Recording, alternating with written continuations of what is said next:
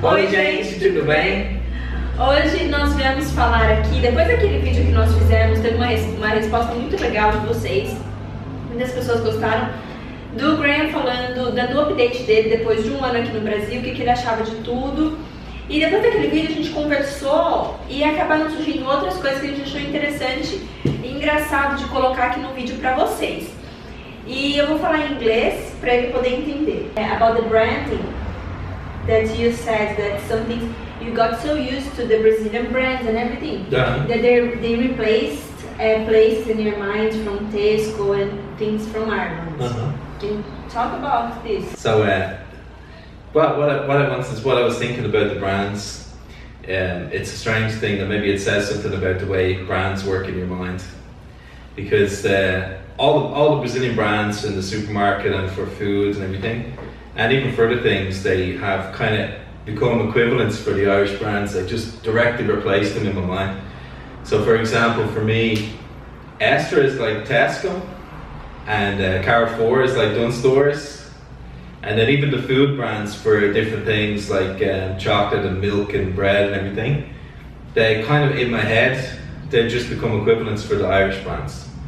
So it's a weird thing. So it's become so normal so quickly just to go to the supermarket, like, and then like say Palm Jasuka, a more fancy supermarket, be like Marks and Spencer's. I think if I go back to Ireland, it's gonna be weird. So even to take further, like a store like Sanda, for me would be that. Actually, Sanda's more like Centra, I think, because I was gonna say like Aldi, Lidl, and Aldi. I don't know if there's an equivalent for this, but I think Sunday would be something like Aldi. I don't know. Like Aldi, more like bigger than Centra. Aldi, no, Lidl. Like Lidl. There is one more thing that you were talking about, segregation. Yeah, so that's an interesting thing in Sao Paulo. I had seen the difference here that within quite a short distance you can travel from, you can see extremes, like you can go from an area that's covered in pichação and kind of run down and a bit chaotic, which for an Irish person can be kind of intimidating, but it's important to remember that even if an area is kind of crazy and run down, that it doesn't mean that it's dangerous necessarily, because the people are lovely in these places, you know. But for example, I was waiting at a bus stop in an area close to here that I think would be quite intimidating for an Irish person when you first see it, and it's real like hard city where the pavement's kind of broken and it looks, the buildings look a bit run down, it's a bit of chaos.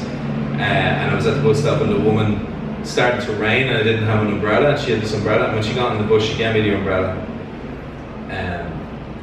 So things like this, the people are really nice, but that you can go from an area that's like pretty shocking and then walk a few streets down, you start to come into an area that's like even fancier, better developed than most areas you'd see in Dublin, you know. It's like the picture that I showed you from Morumbi and the community right beside. That's probably the most extreme example, or most famous example.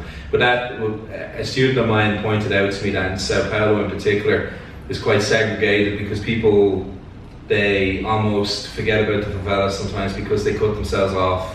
And you would have like areas like Morumbi or out along the train line, or of course around Paulista or whatever, and they're really well developed. And then you come into other areas in the city and it's like, will blow your mind how chaotic it is and crazy it is. And then of course you have the favela itself, which makes quite an impression on a foreigner. But the favela is incredible, even just to think about how it came to be. But I think it's really the scale that is shocking again with Sao Paulo, because everything is so big and there's such large numbers of people living in these different areas.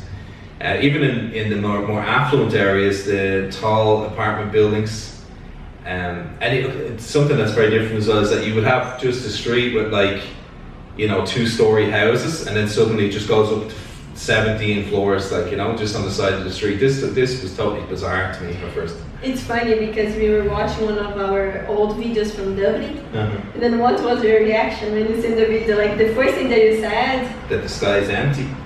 And this is a bizarre thing, because here you get used to tall buildings everywhere. And then when I seen some footage and some photographs of Dublin, it felt like it just barren, like there was nothing there.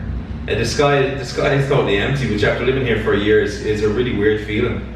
And then you said like, oh, the building really looks small. Yeah, it looks small, so everything looks small and quiet and empty, you know.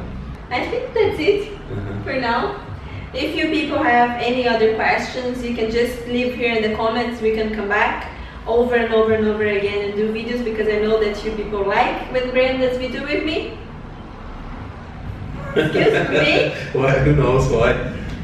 And okay, I think that's it for today. I hope you enjoyed. If you liked the video, leave a like here.